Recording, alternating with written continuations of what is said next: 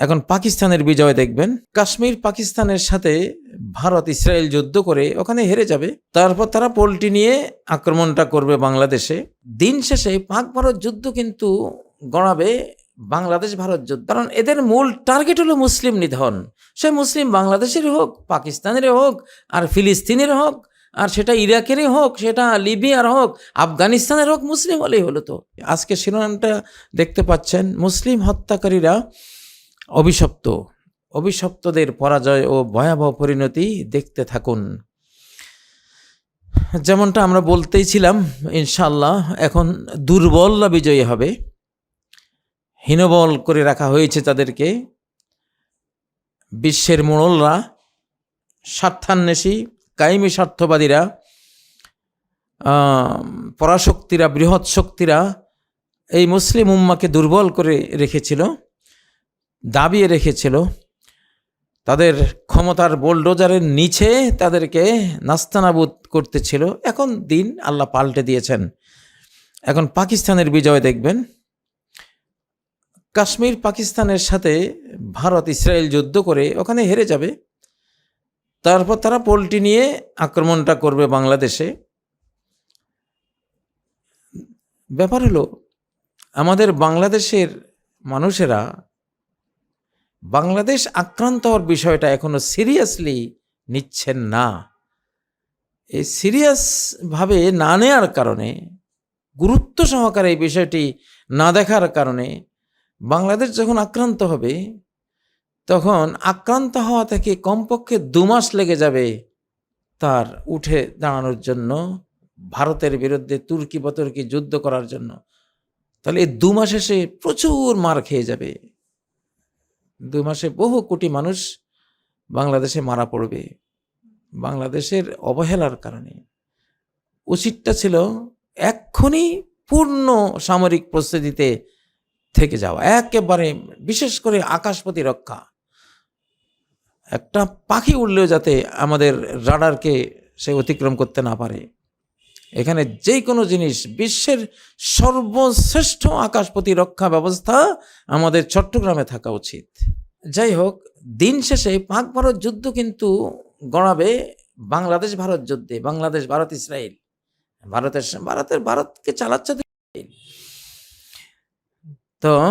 এটা পাকিস্তানে নাটকটা ঘটানো হয়েছে, কারণ সেখানে সন্ত্রাসের অনেক অভিযোগ দিয়ে তারা অনেক বিশ্ব মুরব্বীদের মন কাটতে পেরেছে, অনেক কিছু করতে পেরেছে।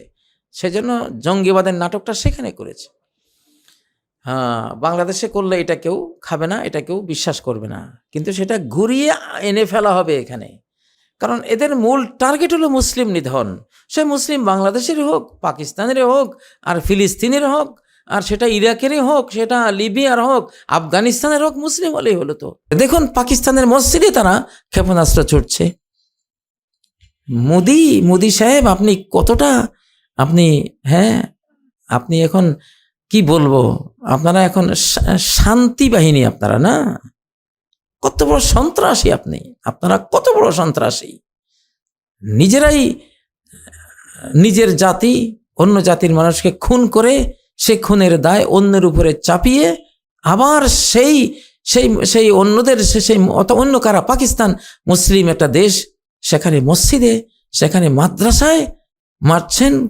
বলছেন কি, আমরা জঙ্গিবাদীদের আস্তানায় আমরা আক্রমণ করেছি। একটু ধৈর্য ধরুন। জঙ্গিবাদী যে আপনারা, আলা ইন্নাহুম হুমুল মুফসিদুনা ওয়ালাকিন্না ইয়াশউরুন, আল্লাহ বলছেন এরা শান্তির পক্ষে, এ অশান্তি সৃষ্টিকারী হায়নারা, এরা দাবি করে, কত বড় জ্ঞান পাপী অভিশপ্ত, এরা দাবি করে যে এরা নাকি কিনা কয়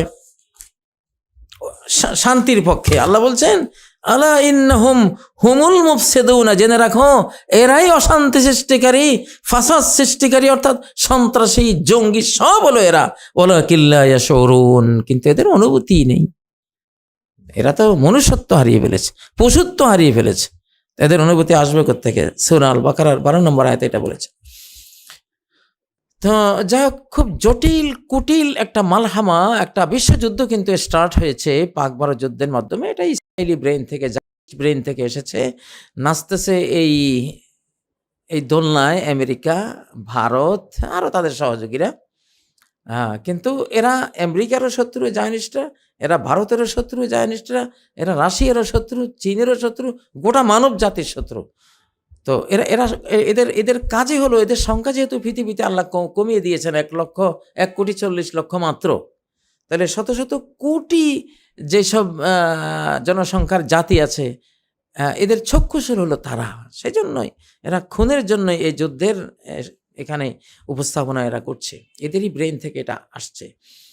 তো যাক, আমার এখানে শিরোনামটা দেখতে পাচ্ছেন, এরা তো অভিশপ্ত, সাথে যেই হিন্দুত্ববাদীরা মুসলিম হত্যা করছে এরা অভিশপ্ত।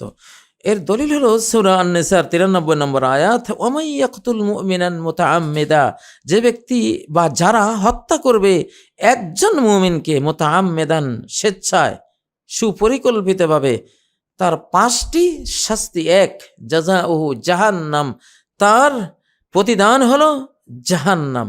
2, তার শাস্তি হলো খালিদান ফিয়া, চিরস্থায়ী সে সেখানে থাকতে হবে। 3, ওয়াগাদিবাল্লাহু আলাইহি, আল্লাহর গজব পতিত হয়েছে তার উপর। 4, ওয়ালানাহু, আল্লাহর অভিশাপ, লানত তিনি দিয়েছেন তাদেরকে। ও আ'আদ্দালাহুম আযাবান আযীমা, 5, মহা শাস্তি তাদের জন্য নির্ধারণ করে রেখেছেন। আচ্ছা, তাহলে এখানে লানাহু, তাহলে এরা যারা মুসলিম হত্যাকারী তারা কি মালউন, তারা অভিশপ্ত। আচ্ছা, অভিশপ্তদের রেজাল্ট কি? অভিশাপ, আল্লাহর অভিশাপ পড়লে সেই জাতির অবস্থা কি হয়? দেখুন সূরা আন-নিসার 52 নম্বর আয়াত, উলাইকাল্লাযীনা লা'নাহুমুল্লাহ, এরাই তারা যাদেরকে আল্লাহ লানত করেছেন। ওমাই ইয়ালআনিল্লাহু ফালান তাজিদা লাহু নাসীরা, আল্লাহ যাকে লানত করবেন তার কোনো সাহায্যকারী তুমি খুঁজে পাবে না। সূরা আন-নিসা 52 নম্বর আয়াত। আচ্ছা, তো যাকে আল্লাহ লানত করে তার প্রকৃত কোনো সাহায্যকারী নেই। এই যে রাফালের কি দুর্গতি হয়েছে দেখুন, এই যে রাফাল 2-3টা মার খেয়েছে, ভূপাতিত হয়েছে, রাফাল কোম্পানির মার্কেট ধ্বংসের দিকে চলে যাবে, শেষ পর্যন্ত দেউলিয়া। অতএব এটা এখন ঘটবে। সেজন্য দিন যতই যাবে কিছুতেই ভারত বিজয় হবে না ইনশাআল্লাহ। আপনারা ধরে রাখেন এটা জিরো। এটা দিন যত যাবে তারা ডাউনে যাবে, দিন যত যাবে মুসলিম উম্মাহ ইনশাআল্লাহ তারা বিজয়ে যাবে, তারা এগিয়ে যাবে, তারাই আগামী বিশ্বের নেতৃত্ব দেবে আল্লাহর হুকুমে। আল্লাহ তাআলা তাদেরকে চুজ করেছেন, তাদেরকে মনোনীত করেছেন। আল্লাহর এই পৃথিবীটা এসব শয়তানরা নষ্ট করে দিয়েছে, নাপাক করে দিয়েছে। বিগত 100 বছরে, একটি শতাব্দীতে পৃথিবীর প্রতিটি ঘরকে তারা অপবিত্র করে দিয়েছে, মানুষের বেডরুম পর্যন্ত নাপাক করে দিয়েছে। স্যাটেলাইটের মাধ্যমে দুনিয়ার সমস্ত নোংরামি, অসভ্যতা, বেহায়াপনা, জিনা, ব্যভিচার এবং হেন অপকর্ম নাই যেটা তারা করে নাই, সারা বিশ্বে ছড়িয়ে দেয় নাই। তো এইসব অপবিত্রতা থেকে তো পৃথিবীকে আল্লাহ তাআলা পবিত্র করবেন, সেই দায়িত্ব আল্লাহ মুসলিমদেরকে দিয়েছেন। এখন মুসলিমদেরকে যারা সাহায্য করবে, তাদের হেল্প করবে, তাদের ব্যবসার উন্নতি হবে, তাদের দেশ ভালো হবে, তারা ভালো হবেন, তাদের আয় উন্নতি সব বেড়ে যাবে। এরা এখন পাকিস্তান কাশ্মীরে একটা নাটক তারা জমিয়েছে, টার্গেট কিন্তু বাংলাদেশ। এই পার্বত্য চট্টগ্রাম সমগ্র এশিয়া মহাদেশের সবচেয়ে গুরুত্বপূর্ণ স্ট্র্যাটেজিক এরিয়া। এখানে বসা মানে গোটা এশিয়া মহাদেশ তার হাতে, এটা এরা জানে, ভালো করে জানে। বাংলাদেশের কোনো ভয় নেই, আরাকান আর্মিকেও কোনো ভয় নেই, জান্তাকেও কোনো ভয় নেই, এবং তাদেরকে হেল্প করতে যারা আসবে তাদেরও কোনো ভয় নেই। কারণ এদের সবাই এখন পতনের শতাব্দী শুরু হয়েছে, এরা পতনের দিকে যাবে। কারণ পতনের দিকে কেন যাবে? এখন মজলুম দুর্বলদের সাথে রব্বুল আলামিন যোগ দিয়েছেন। কাল্লা ইন্না মাইয়া রব্বি সায়াহদিন, দুর্বল মুসা আলাইহিস সালাম যেমন বলেছেন, কশিন কালেও নয়, আমার রব আমার সাথে আছে, তিনি আমাকে রাস্তা দেখাবেন। কিভাবে রাস্তা দেখিয়ে দিয়েছেন ইনশাল্লাহ। এখন যে শতাব্দী 2024 পরবর্তী শতাব্দী শুরু হয়েছে, এটা মশা দিয়ে নমরুদ মারার শতাব্দী মনে করুন। মশা দিয়ে এখন নমরুদ মারা হবে, মানে এইরকম দুর্বল দিয়ে এরকম সবলকে মারা হবে। এখন হলো মশা দিয়ে নমরুদ মারার শতাব্দী, আবাবিল দিয়ে আব্রাহা মারার শতাব্দী। এখন হলো দুর্বল 300-350 মুসার জাতি দিয়ে লক্ষ লক্ষ ফেরাউন বাহিনী মারার শতাব্দী। সেই শতাব্দী শুরু হয়েছে। অতএব বাংলাদেশের কোনো ভয় নেই। তবে বাংলাদেশ আমার কাছে মনে হচ্ছে যেন, যেটা আমরা বুঝতেছি কোরআন হাতে নিলেই, যে কিভাবে ধেয়ে আসতেছে বাংলাদেশের দিকে, টার্গেট বাংলাদেশ।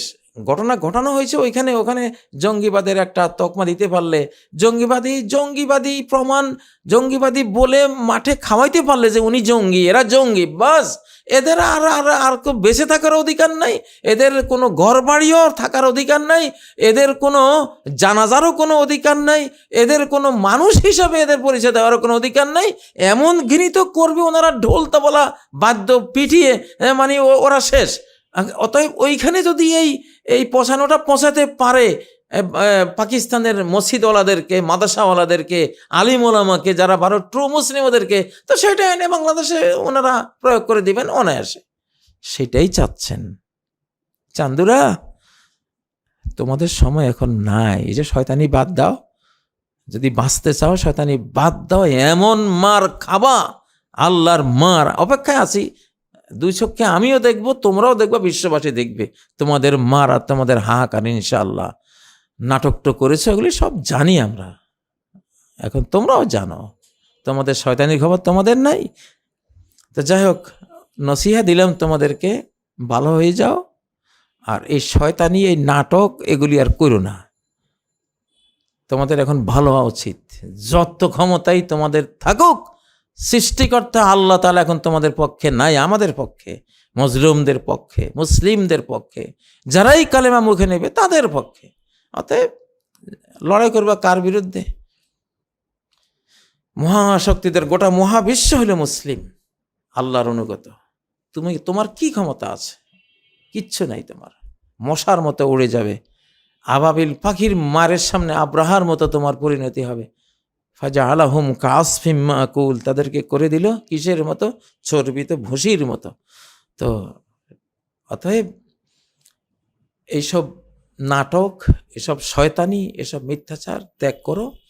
আর ভারতের সাধারণ আমার মানব বন্ধুরা, হিন্দু হন, বৌদ্ধ হন, খ্রিস্টান হন, যেই হন না কেন, এসব যুদ্ধে আপনারা এসব কুমতলবী সরকারকে সহায়তা দেবেন না।